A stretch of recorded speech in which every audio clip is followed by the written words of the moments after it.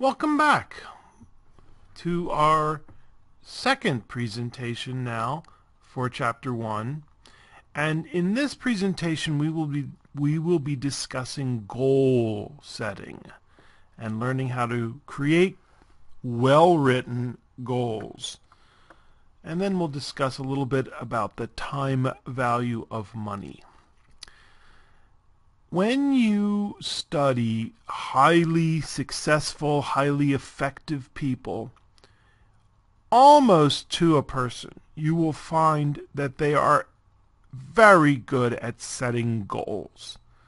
They almost all have that in common. Now they have different other characteristics, but they are able to, as Stephen Covey said, begin with the end in mind. They see where they want to go, and they work to get there. So we're going to learn how to create goals, and hopefully we'll be better off for it. Maybe not. I think so. Developing personal financial goals. Types of financial goals include those that are influenced by the time frame. We have to know before we do anything else what the time frame is, and we'll take a concentrated look at that in just a moment. And influenced by the need, the priority that drives your goals. As we said, we must identify our timing, and there are generally three categories that time falls into: short-term, intermediate term, and long-term, and we'll take a look at that in a moment. But take a look at the bottom of slide 19. Very important. Financial goals should be realistic, be stated in specific, measurable terms, have a time frame, have a priority, and indicate the action or actions to be taken. So we're going to take a look at some very good examples of financial goals. We'll take a look at some not so good examples of financial goals. But these are the characteristics, the criteria that a well-written, a well-developed goal must have. It must be realistic, otherwise you're setting yourself up for failure. It must be stated in specific, measurable terms, otherwise you don't know when you've achieved your goal. It must have a time frame, short-term, intermediate term, long-term, or more specific if need be. A priority. Usually people will characterize their priorities by low, medium, high, and you can use other things like, this is urgent, this has to be done, or I don't care if this is ever actually done. And then indicate the specific action or actions to be taken. What are we going to do to get there? It's great to have a goal in mind, but what actions are you going to take? And as we said, we'll take a look at some very good examples. And in the rubric for goals, which is on the website with a commentary, there are some not so good financial goals, and you need to learn from both the good ones and the bad ones. Slide number 20. Here is the slide that describes the timing of financial goal. Now these at the top of the slide are the financial industry's general guidelines. Everybody's a little different, but this is what you'll hear people say. Short term, up to a year or so, whatever that means. In the accounting world, short term is called current, and that's 1 year. That's the accounting world. In the financial world, usually people use about a year or so. Intermediate term, 2 to 5 years. Long term is generally considered anything more than 5 years. Now, I take a little bit longer view. I think of short term as 1, 2, or 3 years, because the older you get, the faster time goes. Wasn't it just a few years ago that we were partying like it's 1990? What was a long time ago. Intermediate term, 3 to 5, 6, or even 7 years, because one archetypal example of intermediate goals is saving for a down payment on a house. And usually people take three or 4 years to do so, but in San Diego, it can take a lot longer. So an intermediate goal of saving for a down payment on a house might be 7 years. And then long term, 7, 10, 30 years, that's what I like to think. The book's time frames are more in line with the general consensus within the financial industry, brokerage firms, and mutual firms. My time frames are more common in the life insurance industry, but that, it's just everybody has their own. But you will know if I ask you, this is 6 months. What is that? Short term. This is 3 years. That's intermediate term. This is 12 years or 20 years. That's long term. So you will know. You will know if I ask you. Slide 21. So here is a well-written goal. Now, this is the format that I use. The format in the book is a little different. You'll see that, and then we'll take a look at a few other formats, but this is the format that I like the best, outline format, so to speak. Financial goal is to pay off the squeezia. I'm sorry, the Visa, right. Balance, $3,500. How did I get $3,500 on the darn credit card? Oh yeah, well there was a trip to Cancun. That didn't turn out so well. Boy, was she and then the car, and then those books. Oh my goodness, those books are so expensive for my classes.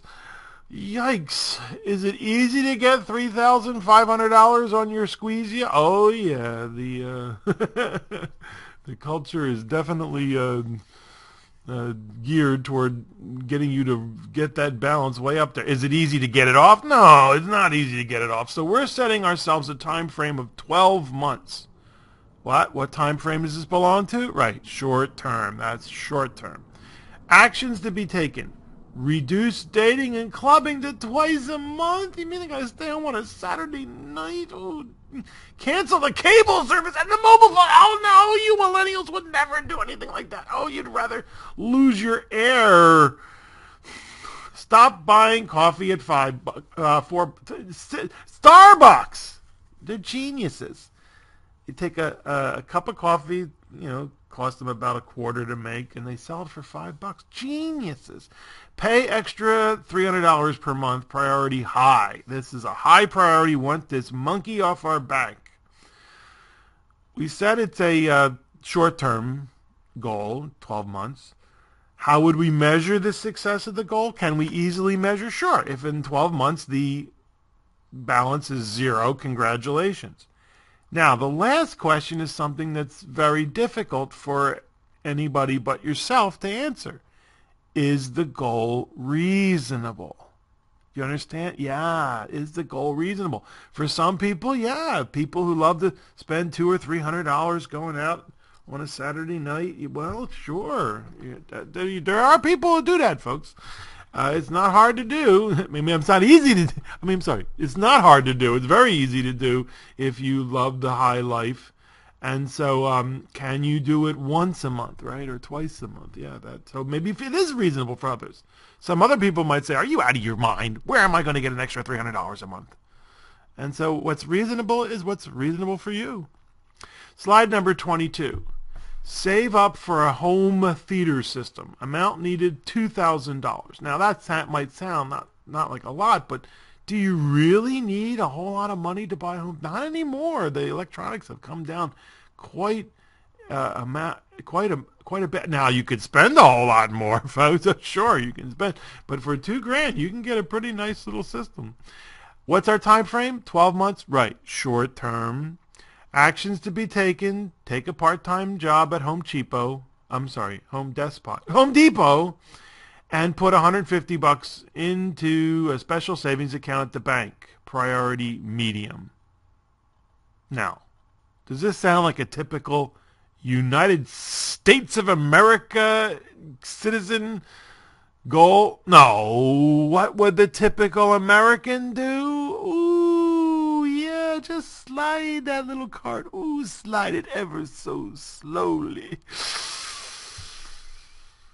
We have been programmed not to use what is called deferred gratification. You wanted something, you saved up for it. No, we're taught, get it now. You've earned it. You deserve. Anyway, you getting the picture, right? Okay, good. Slide number 23. Now, how about this goal? Save up for a down payment on a condominium. We need $15,000. Is that enough? Well, for a low-end condo in San Diego, if you have good credit, if you're a first-time home buyer, yeah, it's just barely enough. Time frame, 5 years. Oosh, well, 5 years. Is that intermediate, long term? Well, you decide. Intermediate, you could say it's intermediate, you could say it's long term. Either one would be fine as far as I'm concerned. Now, is it short term? No. No, it's definitely intermediate or long term depending on who you are. What are we going to do? We're going to set up $200 automatic investment per month to be taken from our checking account, and our expected rate of return is 7%. Where are we going to get 7%? Later.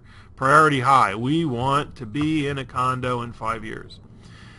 So we ask ourselves, will $200 per month at 7% be enough to reach this goal? Well, today, after the presentation, because we can't do it together. In the face-to-face class, we do it together. But you're going to learn how to calculate the future value of this stream of investments, of this series of deposits. What do you think about this goal, folks? You millennials just starting out, you might think, oh, I'll never be able to buy a home. It's not true. You can do it. It can be done. In fact, I got to find this article. There was a young man, age 14, whose family had been scattered because of challenges, and he and his brother and his sister were separated in foster care. He set a goal for himself, age 14, that he would have a home where his brothers and his sister could live together. Age 24. Folks, he did it. He bought a house. Now his sister had since married, but he and his two other brothers are living. I don't know if they still are, but maybe they're getting older. But in Nestor area, South San Diego near Imperial Beach, he bought a house at age 24, and for his brothers. Now it's interesting. There's a wonderful book called The Hero with 1,000 Faces. Once you start on that hero's journey, once you start on your path, once you set a goal for yourself, it is almost, it's not always, but it's almost as if there are magical things that happen behind you. Goethe said it really well. I can't remember the quote, the poet.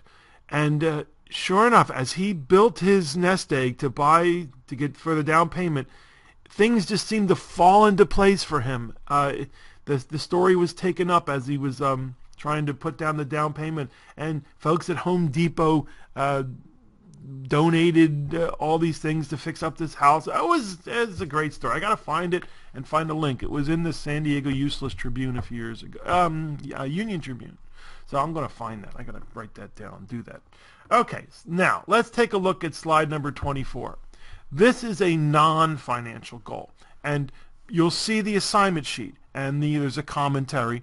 You're going to do 3 short-term goals, financial, 3 long-term or intermediate term, any combination you want, and then 1 non-financial goal. So here's a non-financial goal, slide 24. I want to be able to do 15 good push. What's a good push-up, right? None of this stuff where your back slides back and forth. Straight back, up and down. And this is the goal that I set for myself after taking a class that we don't have here anymore, but it was called the Health Appraisal class. It was a 1-unit class, but boy, did they really help you. They took blood and they put you on the little thing where you walk, treadmill, and measure your heart, and then they also asked you to do push-ups and pull-ups. And I could only do about 7, and the professor, he retired, said, Payano, you're doing all right with your heart, because I ride bikes, but you need upper body strength. So we need you to be able to do at least 15 good push-ups. So I set a goal for myself within 3 months, short term, I'm going to start with 7 push-ups 3 times a day, increase by 2 or 3 push-ups every 3 to 4 weeks, and within 3 months I want to get up to 15 push-ups. Now I set myself a priority of medium, I wanted to do it, but if it didn't happen, I wasn't going to beat myself up. Is this goal reasonable?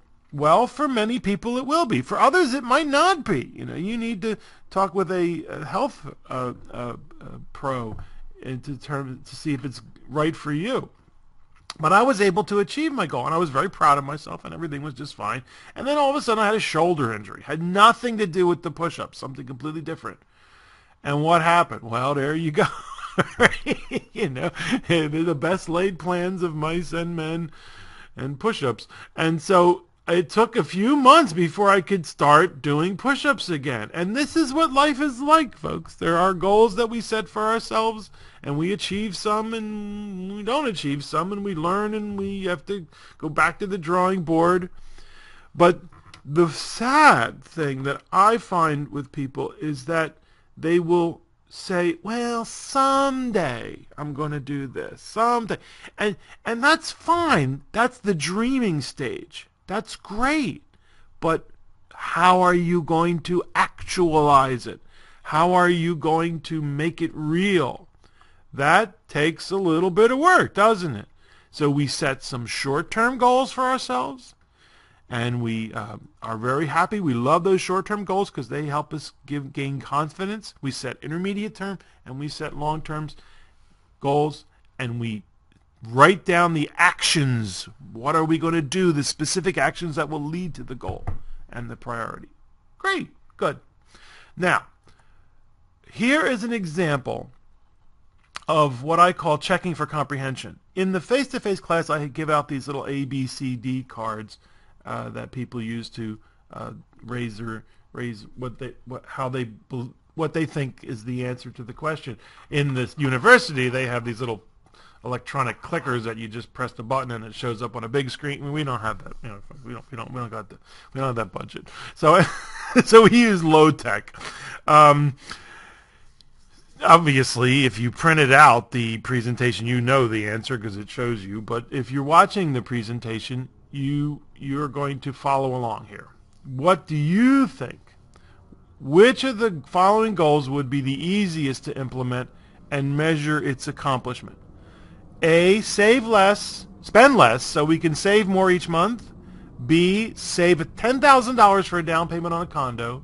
C, save $100 each month to create a $4,000 emergency fund in 40 months by canceling the cable service. Or D, save enough for a $4,000 vacation next year.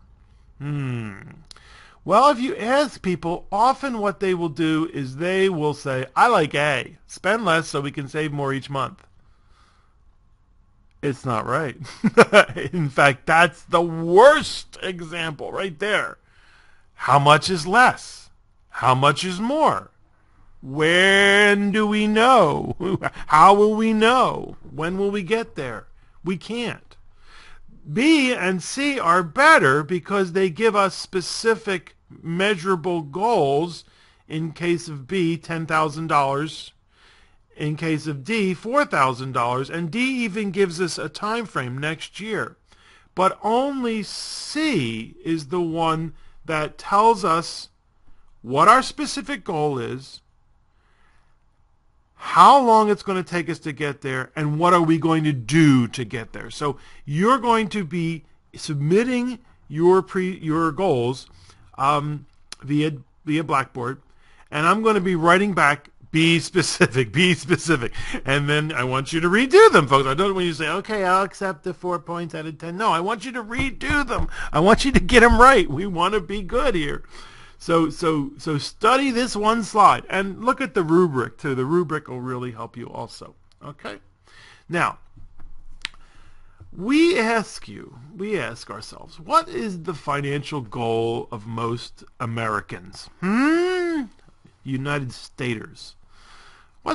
Well, if you ask people, they'll say, oh, retirement, owning a home, college education for the kids, an RV. Well, no, they're all wrong. Those are the things that we say are the most important financial goal. but our actions speak louder than our words. The most important financial goal of most all Americans is to spend everything that you earn. Right? Make money, spend it. Go make some more, spend that. And then spend a little more. Most Americans live beyond their means. Honey, can we make it to the next paycheck? Well, we could have if you hadn't gone to that day spa for $400. Well, you bought those golf clubs. Can you see how money can be the the biggest reason for divorce? After today, folks, you have been enlightened. You have been touched by BUS121. Oh, I'm sorry. How do we do it? Yeah, I forgot the big discussion part. Why do we do it? How do we do it? Well, that's easy. Credit cards, right? And boy, doesn't the industry just make it so easy. You've earned it. You deserved it, you creeps. The question I have is, why do we do it? Why do we do it? Well, a lot of it is cultural, folks, and a lot of it is just, we'll discuss later on in detail the psychological aspects of consumerism and the like, but I'm on the other side. So I don't know if you've read my in the discussion boards, my introduction to myself, but I don't like spending, so that's why I'm really good to teach this class. I can tell other people because I don't spend either, and they don't listen to me anyway. But why do we do it? It's part of the culture. It's part of what has been, I like this word, inculcated within us. Means just stuffed inside our heads from the time we were infants. And so we're going to change you today. You, as I said, you're touched by BUS121. After today, what is the most important financial goal you will have? And that is to spend less than you earn. It's that simple. Oh, but it ain't easy, is it? You are going to create for yourself a mantra. Now, it can be this one, spend less than you earn, but I'll have a few others for you, and you might like these better. Don't live beyond your means. Live beneath your means. You won't live beyond your means using credit cards. You'll live beneath your means by setting goals for yourself, saving, and then having deferred gratification. Now, the third saying here is probably the most effective one, the most useful one, and that's pay yourself first. And we'll discuss this in detail in just a moment. But my personal favorite, I'm a baby boomer, child of the 60s, and my personal favorite is make love, not loans.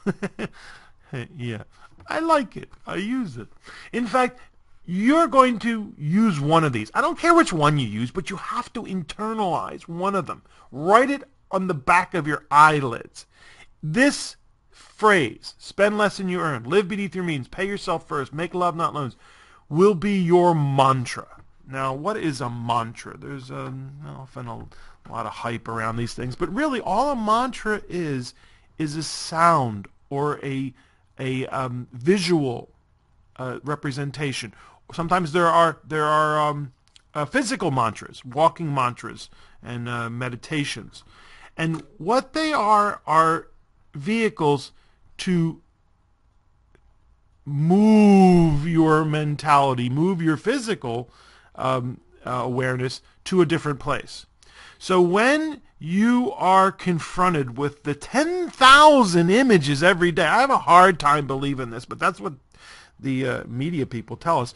We are bombarded with 10,000 different images every day to get us to buy and consume and overspend. You are going to use your mantra to bring you back to a better place. So for example, you're in Target, that fabulously exclusive French department store, and the woman behind the counter asks you if you'd like to put this on your Target card, and you say, no thanks, I make love, not loans. And that's what I do. And she'll go, that's funny. So use it. Oh no, I live beneath my means. Oh no, I pay myself first. Because we Americans have a mantra. We just don't, we don't say it, but we have it. And it's inculcated, there's that word again, in us. Okay, I'll tell you. Now, you ready? Okay, I don't tell every class this, but so you got to get ready. So you got to burn a little bit of incense, turn the lights down low, get into the lotus position. Oh, ouch! You ready for the American mantra? Om Mani. Om Mani. Yeah, that's the American mantra, folks. And so you're going to replace that mantra with one of these four. I don't care. You see, I give you four choices. The most effective goal, the most effective mantra, I think, is pay yourself first. It's not the one I use. I mean, I use it, I do it, but I don't use it when I'm confronted with the images trying to make me overspend. I use make love, not loans. But on slide 28, pay yourself first is the most effective. Why? Because by having the money come out of your paycheck or checking account automatically, most individuals easily adjust to investing. You see, it works like a pay raise, only in reverse. You talk to people who've been on the treadmill, and they will say things like, yeah, you know, things are going okay, I'm all right, but if I just had an extra $300 a month, or if I just got that 10% raise, what happens when they go broke at a higher level? Go down to the bankruptcy courts and see who are there, and you'll see people who are making $200,000 a year in bankruptcy. Now, I would like to, just give me a couple of years of that, and I'll tell you, it's very simple. Spend $250,000 a year, even if you're making $200,000 a year, and eventually you're going to wind up in bankruptcy court. The 10% solution is what many financial planners recommend. They want you to save at least 10% of your income for long-term compounded growth. And one of the best books that describes this is The Wealthy Barber. The problem is it was written in the 1980s, so it's way out of, the numbers are all whacked. But Mr. Chilton is a fabulous writer. He's got a great sense of humor. It's worse than mine, that's a great sense of humor. And he really does lay out he's not the only one, lay out the reasons for why you should learn to spend less than you earn. Live beneath your means. Pay yourself first. Make love, not loans. Now, is 10% reasonable? Well, for you millennials that don't have serious payments other than your cell phone, it's a great habit to get into.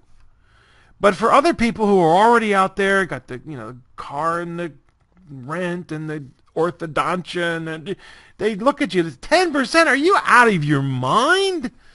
Exactly. So what's reasonable is what's reasonable for you, but if you can do it early, you make $100, save 10. You make 1,000, save 100. You make $50, save 5. Don't blow it at $5. Huh. This is from The Wealthy Barber. Quote from The Wealthy Barber. Now let me set the stage for you. The Wealthy Barber is a barber in a small town in Michigan, and he is 60 years old. He gives out advice as well as haircuts to his customers. He gives out financial advice. And everybody thinks that he inherited the money. But it turns out, no, he built it up over his lifetime. And he's describing this to his customers here and his students. The magic of compound interest. $30 a month, $1 a day can magically turn into over $1 million. And do you know what is even more impressive? You know someone who has done it, Roy, our barber, said proudly. 35 years ago, he's age 25, I started my savings with $30 a month, approximately 10% of my earnings. I have achieved just under 13% return per year. In addition, as my income rose, my savings rose accordingly. $30 a month became $60, then $100, and eventually hundreds of dollars a month. You three are looking at a very wealthy man. Slide number 30. One of my early students only followed the pay yourself 10% first lesson. He brought the wrong life insurance, abused credit cards, overpaid for his mortgage, did not take advantage of his 401k at work, and lost all $15,000 of an inheritance playing the commodities market. This is a real upbeat, encouraging story, Roy, said Tom. Today, his net worth is $850,000, Tom. 300,000 of it is the equity in his house, but the rest is his 10% savings. He did everything else wrong, but, Kathy started, because he had saved 10% of each paycheck and invested it for long-term compounded growth, today he is in great shape. Roy finished. Yes, you can do it. Now, this book, I think, is out of print, but you can find it at the libraries. The Rule of 72. The slide 31, we discussed the Rule of 72. It's not that important. We're going to be more precise. The book is going to go into a little bit of detail about it, but it's a simple, quick, and dirty method for calculating compound interest or inflation. You divide your interest rate or your inflation rate into 72. And that's approximately how long it will take the amount to double. So let's say we get 10%. Where are we going to get that? Relax. 72 divided by 10 is 7.2 years. It'll take about 7 years for your investment to double if you earn 10%. If you earn 7%, 7 into 10 would be 10, 7 into 72 would be about 10 years. If inflation stays around 3%, right now it's a little less, but let's say it's around 3, it's been 3% for over 30 years. Then you take 72 divided by 3, or 24 years, and it takes about 24 years for prices to double if inflation runs about 3%. And if you go back 24 years and look at the price of a big money waster, a BMW, right, you'll see that it's about half of what it is now. So figure 24 years, exactly. But we're going to get more precise. We're going to learn how to compute compound interest, how to do what's called compounding. The calculations are not hard, folks. You can do this. People will just look at it and go, I can't do numbers. Wrong. If you can add, subtract, multiply, and divide using a calculator, all you need is a 99-cent calculator. You don't go out and buy something that can launch the space shuttle. You don't need it. You don't even need squirt. You know squirt? 4 squirt is 2 square root. All you need is add, subtract, multiply, and divide. So let's take a look at simple interest. Simple interest, which we'll discuss in detail in Chapter 5, is principal times rate times time. So let's say I'm getting 6%. $100 I put in the bank or wherever, times 6% times 1 year is $6. In 1 year, you have $106, the principal plus the interest. But compound interest says the next year you will earn interest on your interest. So that $106 earning 6% times 1 year is $6.36, and after the next year you will have a whopping $112.36. And I know what you're thinking. Big deal, Piano. Big deal. Dear students, it is. It is a big deal, especially if you have time. When we take a look at the formulas, I'll explain. But the book is going to describe compounding, which we are going to worry about, and it's also going to spend a lot of time on discounting. Don't worry about that. We talk about that in the next class. So the time value of money refers to increases in amount of money as a result of interest earned. And the fact that $1 now doesn't mean the same thing as it did 30 years ago or the same thing as it will in 30 years. Right, that's the time value of money. I mean, it's nothing new. Benjamin Franklin said we must remember that time is money. And so we're going to learn how to go from today, an amount now, into the future. That's called compounding. The other way, it's just the other side of the coin, is taking an amount sometime in the future and bringing it back to the present. Not important for our needs. Later, but not now. Slide 34. The future value of money. The amount to which a sum you invest now will increase based on a specified interest rate and time period. Future value is also called compounding. So I want you to learn that term, okay? Compounding. Future value can be computed for a single amount, sometimes called a single payment, a lump sum payment, a single principal, a principal amount, Or future value can be determined for a series of deposits, a stream of investments. Another word for that is annuity, but folks, I don't want you to use that term. Okay, don't use the term annuity because that's also a product that is sold by insurance companies. So even though annuity is right, that's what annuity is. It's a series of payments. But we're not going to use it. I'll use stream of investments, series of deposits. And the cool thing, folks, is to start investing now, especially you millennials, to take advantage of the future value of money. Here are the formulas, and don't worry about the math, okay? We mortals, we just use the future value of money tables, which are in Chapter 1, and you're going to learn how to use them. They're not that hard, folks. Don't go, I can't do it. You can. If you can add, subtract, multiply, or divide, you can do it. But what I want you to, the reason I show you the formulas is because I want you to see this guy right here. Who is that? Time. That's the exponent. And what do we know about exponential? Those of you who aren't going to close your ears right now. Formulas, exponential formulas, they get big. They get really big, as in this case, time marches on. So you can, if you want to use these formulas, if you have a scientific calculator with exponentiation, but you don't have to. We use the tables where it's already built in. Now the other side of the coin is called present value. And let's read at the bottom. Not only is present value harder to comprehend, it is also not as important for personal financial planning. We use present value extensively in the BUS123 class, the Introduction to Investments class, when we learn how to value investments. So it's very important as you continue. It is not important in this class.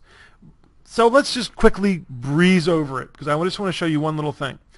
It's the current value for a future amount based on a certain interest rate and a certain time period.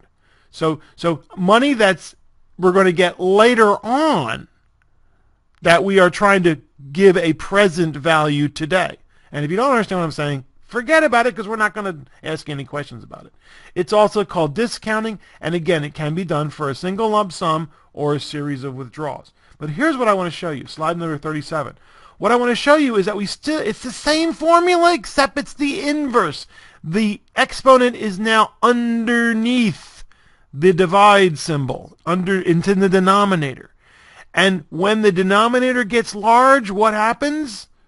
The amount goes down. So it's the mirror image. If you drew a picture of an exponential curve, which is a curve that starts off slow and then goes way up in the air, present value is the mirror image. It starts out slow and then goes way down. And don't drop the class because we're not going to do any present value calculations. Okay? But I just wanted to show you the exponent is in the bottom. So now in the face-to-face class, we would stop and do the calculations for the future value exercises. There are 2 sheets, folks. There are commentaries. There are answer keys. There are the future value multiplier tables. And don't tell me you can't do it because you can. It is not hard. You do it enough times, and what'll happen is people will just, on the exam, they'll go, oh, sorry, man, I spaced. And I don't know what to do. I can't do it for you. Do you sense a note of desperation? If I could bottle motivation of students, I'd make $1 million because you talk to professors and teachers and they'll say the same thing over and over again. I can't do it for them. It reminds me of that nutcase football coach, Woody Hayes was his name, where the other team was going to score a touchdown and he jumped out onto the field and tackled the guy. No, Mr. Hayes, please. Yeah, you can't do it. You're the coach. You're not the player. So you can do it. And, of course, that's why we're here. Contact me. Make an appointment over the phone, in person, chat. We can use the chat feature. I don't know. I think the phone's a lot easier, but we can work it out together. We will do it. Now, when you sit down with the future value handout, you will see that a few of the problems use a 10% or 9 or 11% or even 12% rate of return. And in the back of your mind, as you're doing this, you're going to say, oh, Piano, how are we going to get a 10% rate of return? And that's what I hope in the face-to-face class I eventually get a student to go, come on, where am I going to get 10? The bank is paying me 1% now. And the answer is, it ain't easy. You got to take some risks. But as you will see on the next slide, it is possible. As lucky members of the great American economic machine, you are able to invest in investments that have returned 10, 11, 12% over significant periods of time. But are they guaranteed? No, no, no. We will spend quite a bit of time, about 2/3 of the way into the semester, discussing investments. But for now, all you need to do is look at this slide. Here it is, dear students, hope for your future. Now, you don't have to understand what these things are. They're investments. They're called mutual funds, and we will discuss them in detail much later in the semester. As I said, about 2/3 into the semester. But suffice to say that these things have returned better than 10%. Most of them, a few of them, just a little bit less than 10%. Some 11, some 12, and there's one down here. Let's go see if we can find this one. 13%. And all of them have done it for more than 50 years. Lucky members of the great American economic machine, you have available to you investments that have beaten 10%. Now, a couple of them, I included this guy right here, a utilities fund, Franklin. Franklin, they have no business getting 9.75% from utilities funds because utilities don't produce that much gain normally, but these guys are geniuses. And some of them have been around since the 1930s. Look at that, 31, 34, 56, 57, 54, 160. There's going to be one coming up soon in 1965. Here it is, 1965, right? It started in 1965. Another one will be coming up soon in 1967. 50 years of returns. So it's not a guarantee. Remember, none of these are guaranteed. When you invest in these things, you will. There are going to be times when you're going to lose money, but it's a pretty darn good sign, isn't it? And the only reason I'm showing you these is because they've been around for more than 50 years. There are many others out there, folks. Many others. There are many that are not so good. And as we said, I say it's not guaranteed. Right, I said it. I said it's not guaranteed. One caveat. You need time. You have to start early. And that's why we love it. We love it when we have the young folks, the millennials in our class getting started. After you do the future value handout, I think I'll say the people will come up in their 30s and 40s, no, in their 50s and 60s and say, "Why didn't you tell me this when I was 25?" Yeah, I wish we had this class when I was in college. I didn't have this class when I was in college. So are you excited? I hope so, because we're going to show you how to get rich. That's the future value handouts. You've done them, right? You've already done them. Okay, good. So go back. Make sure you understand goal setting. Start thinking about your goals. Take a look at the rubric for the goals. Make some goals. Throw them away. Make them again. Do a good job. There's a discussion forum about individual goals. And then do the future value exercises. They're going to be on the exam. Okay, all right. They're not part of the assignment, but they're going to be on the exam. And don't try to learn them while you're taking the exam. Okay, yeah.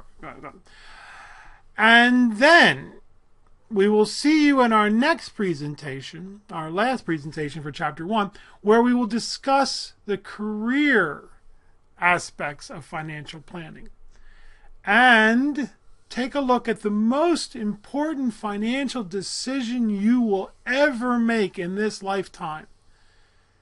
And hint, it ain't what you think it is, but it is most important. See you in our next presentation, dear students. I hope you're getting an education. If not, please contact me. We want this to be the best class you have ever taken. That's my goal. And a class that you will believe 10, 15 years from now helped you in this scary, joyful, crazy, absurd adventure that we call life. See you in our next presentation.